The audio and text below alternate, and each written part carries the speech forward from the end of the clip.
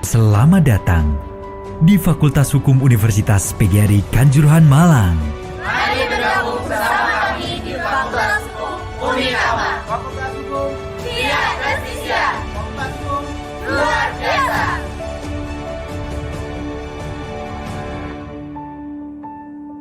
Selamat sore Pak Fahmi. Bisa kita mulai, Bu? Nggih, Oke. mulai. Nggih, Kayaknya udah cukup banyak ini yang sudah hadir. cukup. Iya Pak. Iya. Oke. Oke. Assalamualaikum warahmatullahi wabarakatuh. Waalaikumsalam. Selamat sore mahasiswa Universitas Flores, beserta mahasiswa Universitas PGRI Kanjuruhan Malang. Alhamdulillah akhirnya kita bisa berjumpa dalam satu ruangan Zoom, kolaborasi antara Unflor dengan Unikama. Yang saya hormati Ibu Ernesta Arita Ari SHM Hum, yang sekarang akan menjadi pengajar di Hukum dan HAM selama 2 kali pertemuan. Insya Allah nanti mungkin hari ini sama Senin ya Bu ya, Senin di Nggih. jam yang sama, sehingga nanti harapannya bisa maksimal karena kita jarang berjumpa dengan Bu Ernesta kalau nggak dikolaborasi begitu. Saya rasa kita manfaatkan dengan sebaik-baiknya. Begitu. Untuk waktu dan tempat kami silakan kepada Bu Ernesta. Terima kasih Pak Fahmi. Oke, Bu. Waktunya buat saya. Selamat sore teman-teman mahasiswa dari Universitas PGRI Kanjuruhan Malang dan juga teman-teman dari Fakultas Hukum Universitas Flores. Selamat bertemu, selamat bersua muka dengan aneka wajah dengan segudang ekspresi di sore ini. Perjumpaan kita sungguh membahagiakan. Seperti yang sudah disampaikan oleh Pak Fahmi, kita bisa bertemu saat kita berkolaborasi. Apresiasi saya sampaikan kepada Pak Fahmi.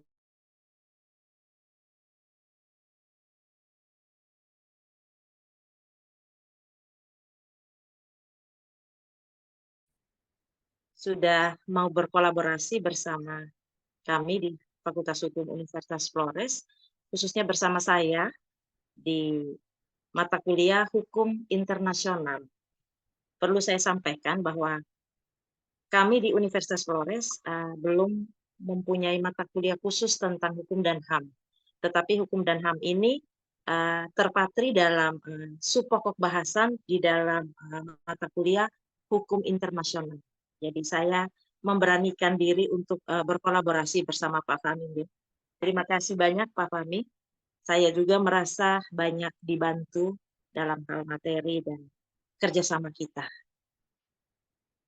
Sebelum kita berbicara tentang HAM, saya perlu mengantar kita sedikit bahwa HAM itu mempunyai sejarah yang panjang, sepanjang sejarah umat manusia itu sendiri. Manusia sebagai makhluk ciptaan Tuhan secara istimewa dianugerahi akal budi dan hati nurani oleh Tuhan Yang Maha Esa. Dengan akal budi dan hati nuraninya itu, manusia memiliki kebebasan dasar untuk memutuskan sendiri tindakan dan perbuatannya. Dan mengimbangi kebebasan tersebut, manusia memiliki kemampuan untuk bertanggung jawab atas apa yang semua tindakan yang dilakukan. Sebelum kita melanjut ke materi pada PPT, saya ingin menjelaskan dulu apa yang dimaksudkan dengan hak asasi. Seperti kita tahu bahwa hak asasi ini merupakan isu global dan menjadi bahasan penting setelah Perang Dunia Kedua. Secara etimologi, hak merupakan unsur normatif sebagai pedoman perilaku, melindungi kebebasan, dan juga sebagai jaminan bagi manusia dalam menjaga harkat dan martabatnya. Yang berikut, asasi itu sesuatu yang bersifat mendasar dan fundamental. Sebelum kita masuk ke PPT yang pertama, kita melihat pada PPT yang pertama. Di situ dikatakan oleh Karl Marx bahwa hak asasi manusia itu terbagi menjadi 3 bagian. Hak asasi sipil dan politik. Hak ini disebut juga dengan individual rights, menjamin dan melindungi hak asasi dalam kaitannya dengan hak individual.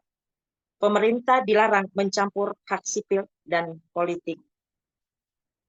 Kita melihat dari hak asasi sipil dan politik ini seperti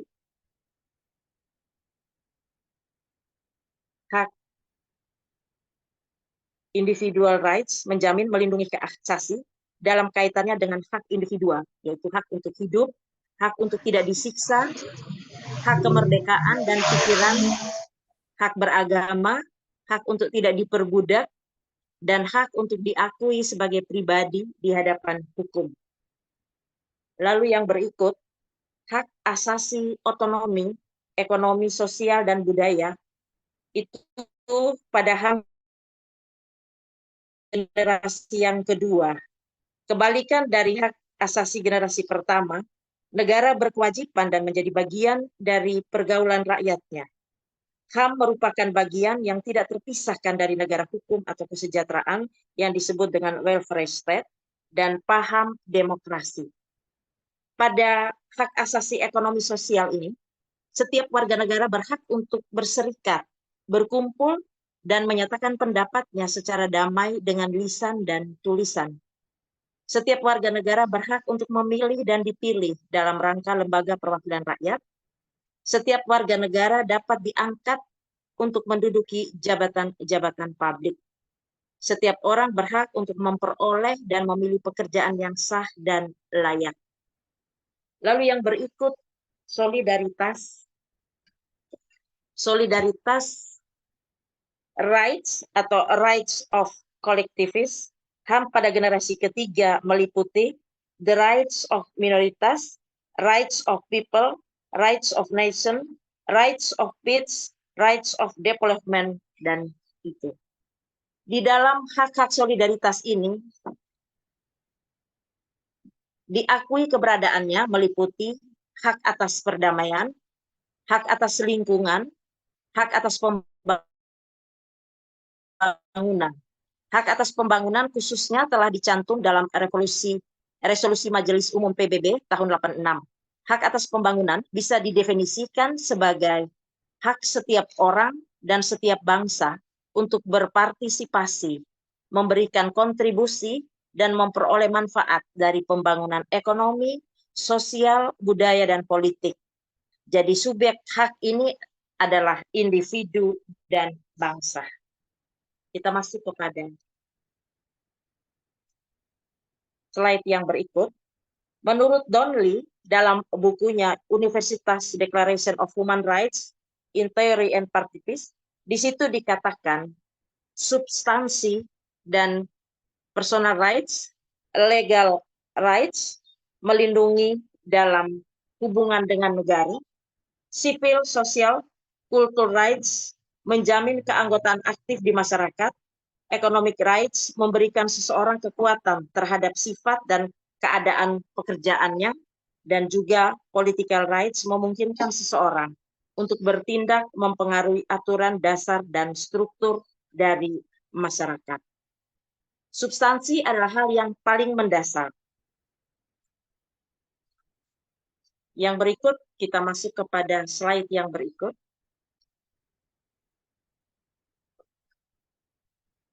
Mertus dan kawan-kawan mengatakan hak asasi pribadi atau personal rights meliputi kebebasan menyatakan pendapat, kebebasan memeluk agama, dan kebebasan bergerak. Kebebasan menyatakan pendapat seperti yang tertuang di dalam pasal 28, dan juga kebebasan memeluk agama, tertuang di dalam pasal 29 Undang-Undang Dasar 1945. Hak asasi ekonomi atau property rights, hak untuk memiliki dan memberi serta menjual dan memanfaatkannya. Lalu hak asasi untuk mendapatkan perlakuan yang sama dalam hukum dan pemerintahan, rights of legal equality. Lalu yang berikut, hak asasi politik, kalau political rights, hak untuk ikut serta dalam pemerintahan, hak dipilih dan memilih, dan hak mendirikan partai politik. Lalu hak asasi sosial dan budaya, social culture rights, hak atas pendidikan untuk mengembangkan kebudayaan. Lalu hak mendapat tata cara peradilan dan perlindungan atau procedural rights, misalnya penangkapan, penggeledahan, penuntutan, dan peradilan. Kita masuk kepada slide yang berikut. Istilah hak asasi manusia dikenal dalam bahasa Perancis droit de l'homme, yang berarti hak manusia. Dalam bahasa Inggris disebut human rights, dan dalam bahasa Belanda disebut mensenrechten. Dalam bahasa Indonesia diterjemahkan dengan hak-hak kemanusiaan atau hak asasi manusia. Hak asasi manusia adalah hak-hak yang dimiliki oleh setiap manusia yang harus dinikmatinya semata-mata karena ia adalah manusia. Pada konferensi hak asasi manusia di Wina tahun 1993, ditegaskan bahwa hak asasi manusia adalah hak yang dibawa oleh manusia sejak lahir, dan bahwa perlindungan atas hak itu merupakan tanggung jawab pemerintah. Hak asasi manusia didasarkan pada prinsip dasar bahwa semua orang mempunyai martabat kemanusiaan yang hakiki tanpa memandang jenis kelamin, ras, warna kulit, agama, bangsa, dan keyakinan. Lalu yang berikut kita masuk hak asasi dari masa ke masa. Yang pertama, Babilonia 2000 tahun sebelum Masehi dalam hukum Hammurabi telah menjamin keadilan bagi warganya.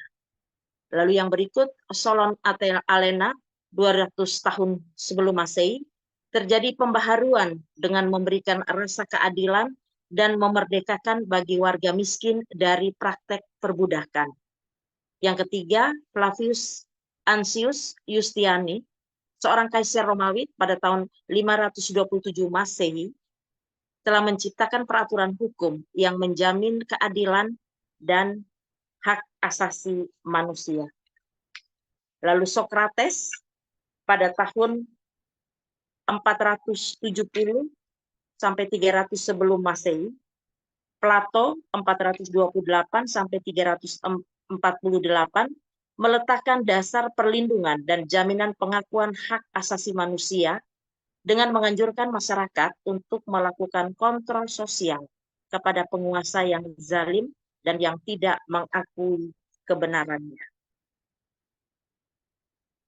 Yang berikut kita masuk kepada hak asasi manusia menurut Undang-Undang Nomor 39 Tahun 1993. Di situ dikatakan seperangkat hak yang melekat pada hakikat keberadaan manusia sebagai makhluk Tuhan yang Maha Esa. Sebagai makhluk Tuhan yang Maha Esa, anugerah yang wajib dihormati, dijunjung tinggi, dan dilindungi oleh negara, hukum, pemerintah, dan setiap orang demi kehormatan dan perlindungan harkat dan martabat. Dari hak asasi manusia ini kita kenal bahwa kita mengetahui itu seperangkat hak yang melekat pada hakikat keberadaan manusia sebagai makhluk Tuhan yang Maha Esa dan merupakan anugerahnya yang wajib dihormati, dijunjung tinggi, dan dilindungi oleh negara, hukum, pemerintah, dan setiap orang demi kehormatan serta perlindungan harkat dan martabat manusia. Lalu saya menambahkan sedikit, dari pemahaman itu dapat dikemukakan beberapa karakteristik dan prinsip-prinsip pokok dari hak asasi manusia itu sendiri, yaitu karakteristiknya HAM adalah hak, HAM dianggap bersifat universal, keberadaannya tidak tergantung pada pengakuan dan penerapan hukum. HAM adalah norma-norma yang paling penting. Dan HAM mengimplementasikan kewajiban bagi individu maupun pemerintah. Selain itu, HAM hak itu menetapkan standar minimal bagi praktek kemasyarakatan dan negara yang layak.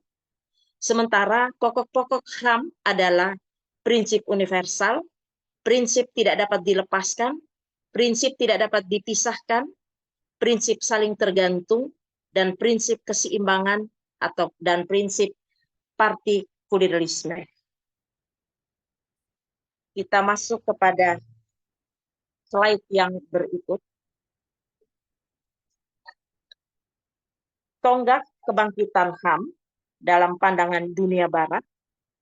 Di Inggris, kita mengenal adanya Magna Carta yang mengatur tentang kekuasaan raja dibatasi. Seperti kita tahu bahwa secara historis terwujudnya The Universal Declaration of Human Rights itu dinyatakan pada tanggal 10 Desember 48, ditempuh melalui beberapa proses yang cukup panjang. Sebelum terwujudnya deklarasi tersebut, terdapat beberapa dokumen yang memperjuangkan penegakan HAM di muka bumi. Yang pertama yaitu Piagam Magna Carta tahun 1215. Dalam Piagam Magna Carta ini disebutkan bahwa masyarakat dalam Magna Carta ini menanamkan bahwa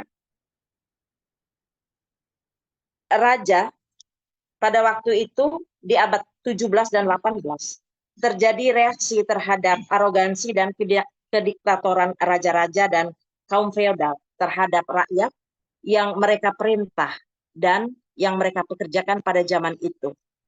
Masyarakat manusia di zaman itu terdiri dari lapisan atas yang disebut minoritas dan juga lapisan bawah atau mayoritas. Dengan adanya Magna Carta pada tahun 1215 di Inggris, menanamkan bahwa raja yang tadinya memiliki kekuasaan absolut atau raja dikatakan menciptakan hukum, tetapi dia sendiri tidak terikat kepada hukum. Itu menjadi dibatasi kekuasaannya dan mulai diminta pertanggungjawabannya di muka hukum. Dengan adanya Magna Carta, sudah mulai dinyatakan bahwa raja terikat pada hukum dan bertanggung jawab kepada rakyat. Dan bertanggung jawab rakyat dalam hal ini adalah parlemen sebagai wakil rakyat. Lahirnya Magna Carta kemudian diikuti perkembangannya dan lebih konkret lagi dengan lahirnya Bill of Rights di Inggris pada tahun 1968. Pada masa itu timbul adanya persamaan manusia di muka hukum, equality before the law, yang memperkuat dorongan timbulnya negara hukum. Bill of Rights melahirkan asas persamaan, di mana hak persamaan ini mendukung terwujudnya hak kebebasan. Dan untuk mewujudkan semua itu, lahirlah teori Rousseau yang berisi tentang perjanjian masyarakat. Dari ketiga revolusi besar tersebut, lahirlah pernyataan dunia tentang hak asasi manusia, yaitu Universal Declaration of Human Rights, yang dicetus oleh PBB di Leipzig tahun 1948 yang terdiri dari 30 pasal. Pada slide berikut, saya rasa ini saja beberapa pengantar dari saya yang bisa saya sampaikan pada pertemuan kita yang pertama.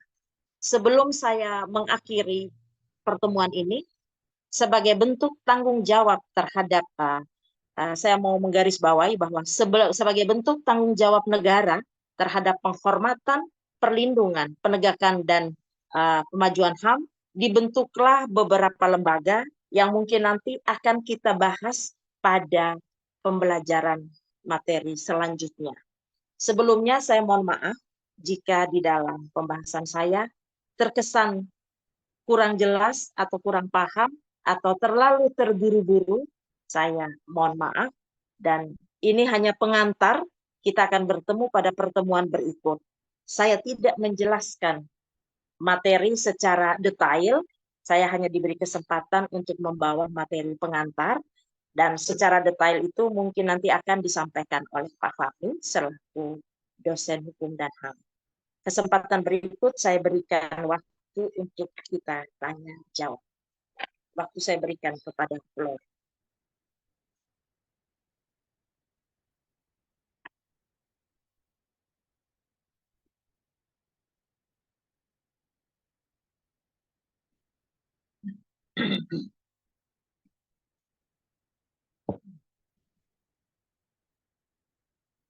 Apakah ada teman-teman yang mau bertanya? Monggo silakan. Yang dari Malang, Mbak-mbak, mas-masnya dari Malang, monggo.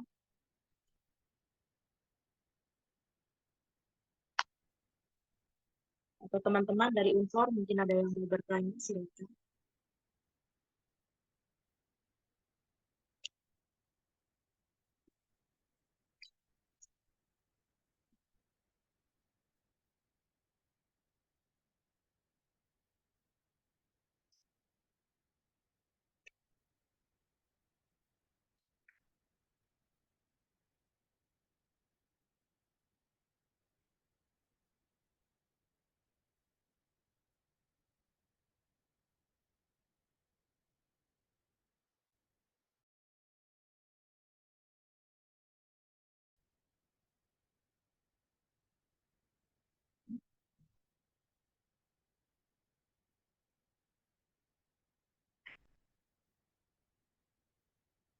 Mungkin ada yang mau bertanya, silakan.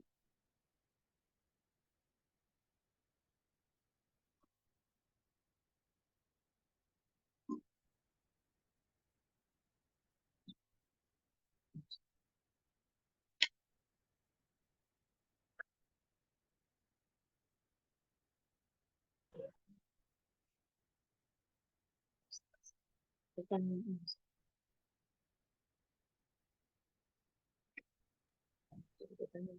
Selamat sore, Bu. Bu Oke, Ernest. selamat sore. Pak Fahmi, monggo. Bukan, Bu, saya izin bertanya. Iya. Perkenalkan, nama saya Gigi Tantra Diaksa. Saya dari iya. Prodi Ilmu Hukum Universitas PGRI Kanjuruhan Malang. Oke, monggo, Mas.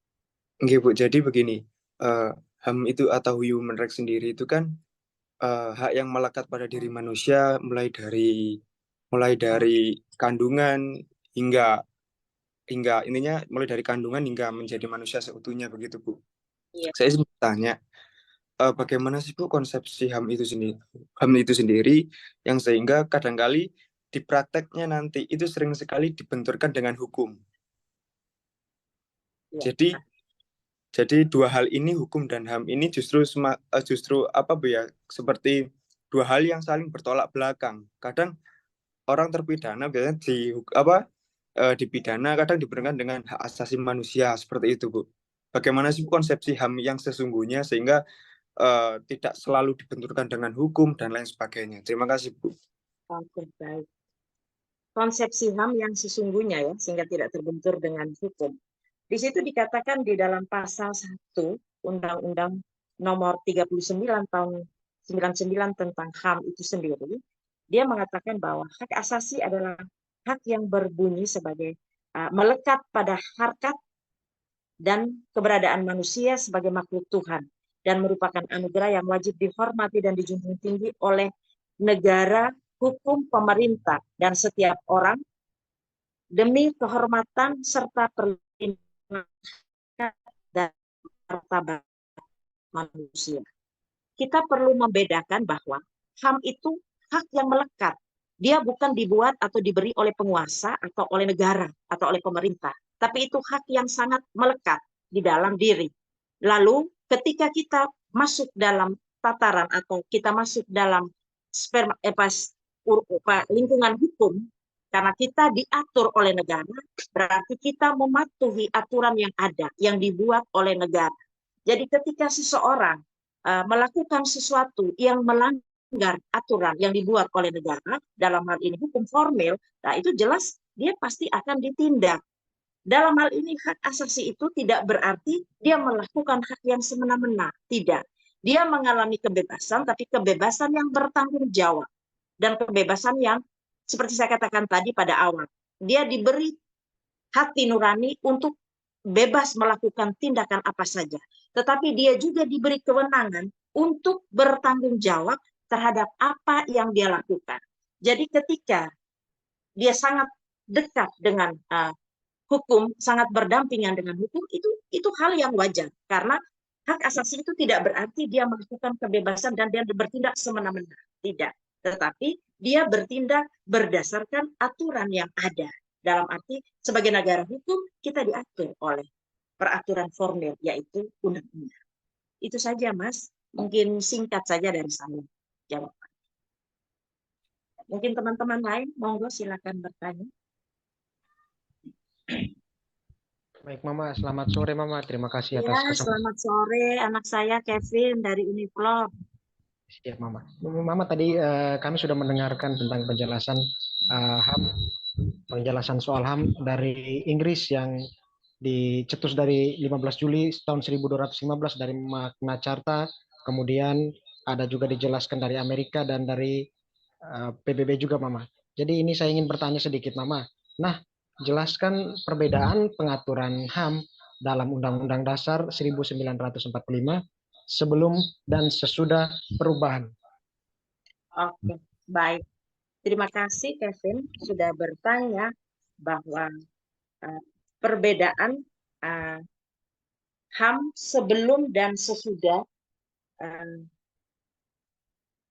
perubahan kedua, ya, amandemen kedua. Pada waktu sebelum perubahan itu masih terbatas pada beberapa pasal, yaitu mulai dari pasal 27 ayat 1, 27 ayat 2, pasal 28, dan pasal 29. Jadi masih terbatas pada beberapa pasal tertentu.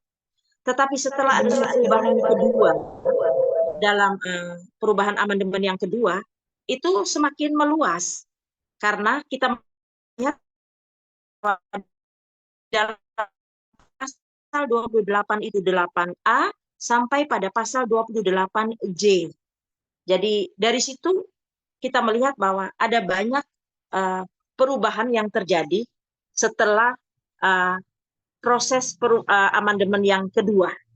Jadi ada beberapa pasal yang, khususnya pasal 28, yang mengalami perubahan yang signifikan dari pasal 28A sampai 28J. Itu saja Kevin yang bisa saya sampaikan pada kesempatan ini. Terima kasih. Baik, terima kasih banyak juga Ibu atas jawabannya. Mengerti, Bang.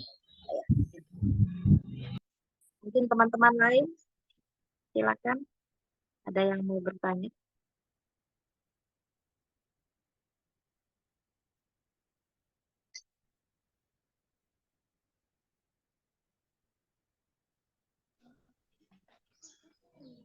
Baik, selamat sore Mama. Selamat sore.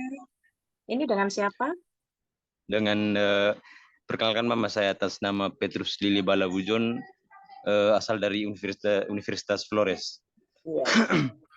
Selamat sore Mama, selamat sore teman-teman, baik dari Universitas Flores maupun dari Unikama Malang. Saya sedikit bertanya Mama, pada pasal 28 itu kan menyatakan bahwa manusia itu punya kebebasan untuk berpendapat. Tapi yang kita lihat sekarang ini, ketika orang-orang berpendapat, orang-orang mengkritisi sesuatu, sudah berada di luar konteks. Dalam hal ini, mereka lebih ke menghina. Nah, kembali ke tentang perlindungan hak asasi manusia tadi, bahwa hak manusia seorang manusia itu harus dijaga harkat dan martabatnya Mama. Saya sedikit bertanya, apakah bagaimana perlindungan hak asasi manusia melihat kasus-kasus yang semacam ini Mama? Saya kembalikan Mama. yang dimaksudkan itu perlindungan terhadap apa? Karena Eh, kalau kita berangkat daripada pasal 28 itu setiap kemerdekaan untuk berserikat dan berkumpul dan mengeluarkan pendapat. Tetapi yang ya, dimaksudkan di sini pendapat sudah ke arah memfitnah, begitu. iya, iya, Mama. Mereka Ya, berpendapat mengarah tapi ke fitnah. mengarah ke fitnah. Ya. Tetapi kan di dalam HAM itu mengatur bahwa hak asasi manusia itu mengatur bahwa Ya. setiap manusia itu dilindungi harkat dan martabatnya, Mama. Ya. Saya mau Lalu bertanya yang mau bagaimana ditanya, nah, apa namanya perlindungan hak asasi manusia ini melihat kasus-kasus semacam ini, ya, langkah-langkah yang harus diambil itu seperti apa, Mama? ya, langkah Dari yang baik dari segi diambil, hukumnya. ya, Iya, Mama. bagaimana langkah apa? Langkah apa yang ditanya? Langkah yang diambil dari segi hukumnya, Mama.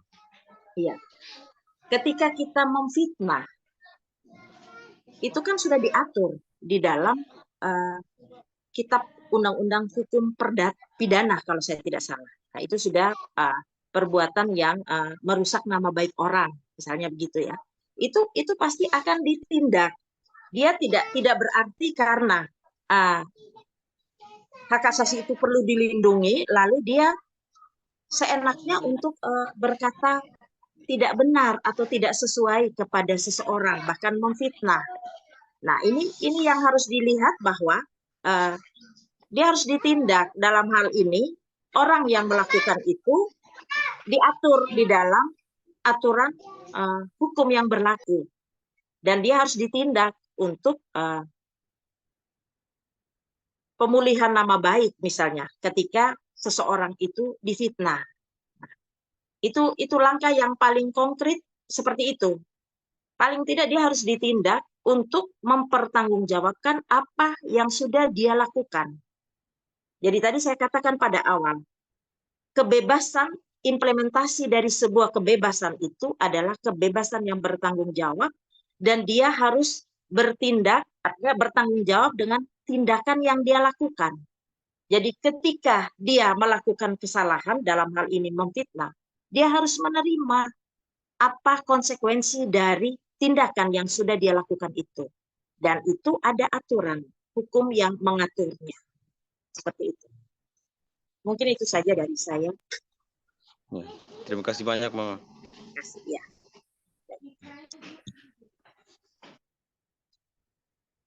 Mungkin ada teman-teman lain. Silakan.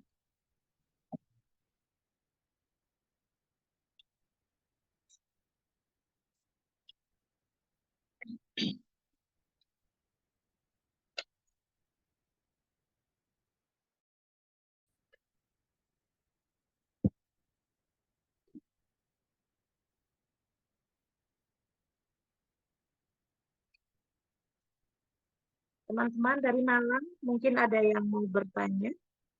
Monggo silakan.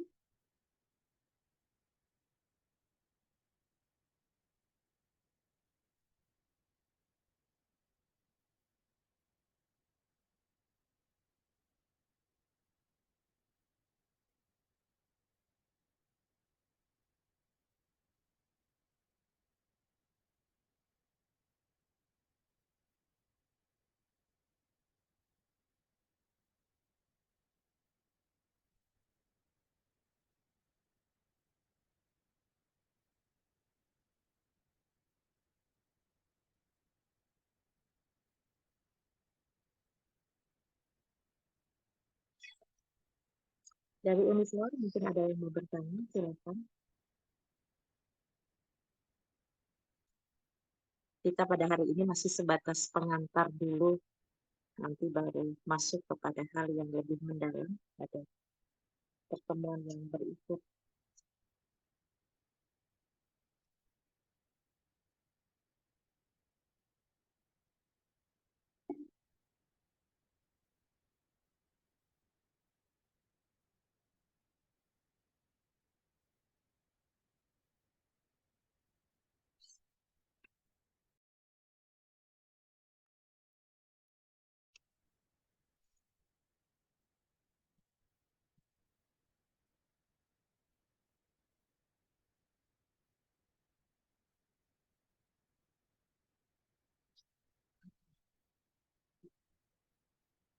Bagaimana teman-teman kalau sudah tidak ada pertanyaan? Kita tutup saja sampai bertemu pada hari Senin mendatang. Siap Ibu, siap. Iya, Pak. Mungkin Pak Fahmi saya minta bisa memberikan kata penutup. Ya, ya terima kasih Bu Ernesta. Luar biasa ya tadi pemaparannya Bu Ernesta sama teman-teman. Saya mohon maaf Pak Fahmi, singkat saja, Ya, nggak apa-apa Bu. terburu-buru. Tapi sebelumnya saya mohon maaf nggih, Pak Fahmi, Oke, anak-anak saya itu kan kadang menyapa saya mama di kampus, jadi iya, iya. terbawa sampai di forum resmi nih.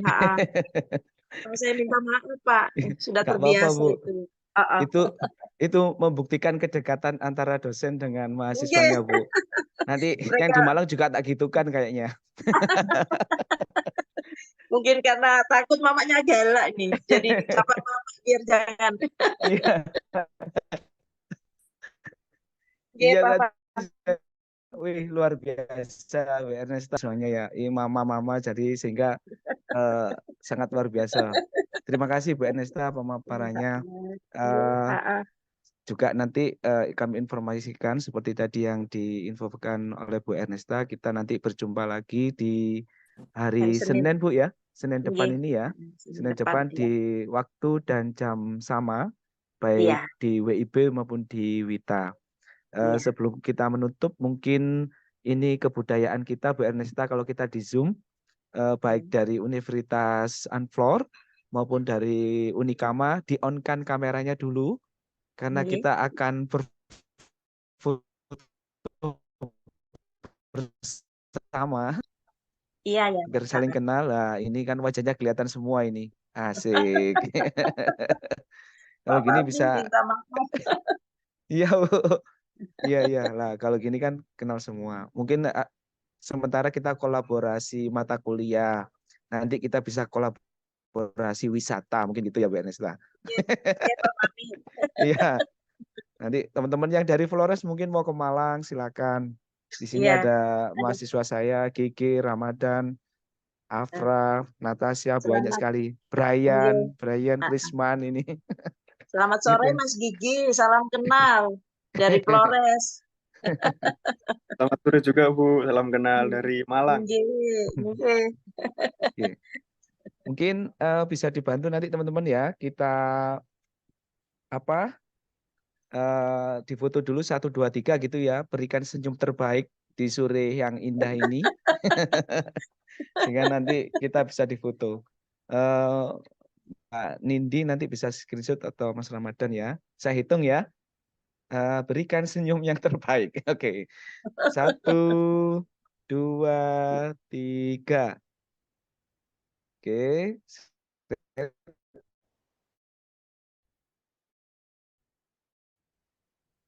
Lagi ada yang gerak Lagi. tadi. Oke, saya ulangi lagi. 1, 2, 3. Oke. Sudah ya, Mas Ramadan, teman-teman. Oke. Demikian dari kami, Bu Ernesta. Terima kasih atas waktunya, teman-teman dari Anflor, teman-teman dari Unikama. Mohon maaf sebesar-besarnya jika ada kekurangan. Kita berjumpa lagi di hari Senin, begitu Bu Ernesta, nggih? Ya, Pak Oke. Fahmi, saya juga mohon maaf jika banyak Oke. kekurangan dalam pemaparan materi yang begitu singkat. Saya mohon maaf, mungkin penjelasannya sami-sami. tidak seberapa, belum terlalu memuaskan, Pak Fahmi. Cukup memuaskan, Bu. Maaf, Singkat, padat, jelas. nanti Pak Fahmi yang lebih detail ya, karena dosen HAM, hukum dan HAM ya. Ya. Iya. Terima Matur kasih, nuwun Bu. Pak Fahmi. Nggih, selamat sore. Selamat sore Selamat semuanya. sore buat teman-teman semua. Ya, sampai jumpa hari Senin mendatang. Selamat sore. Ya.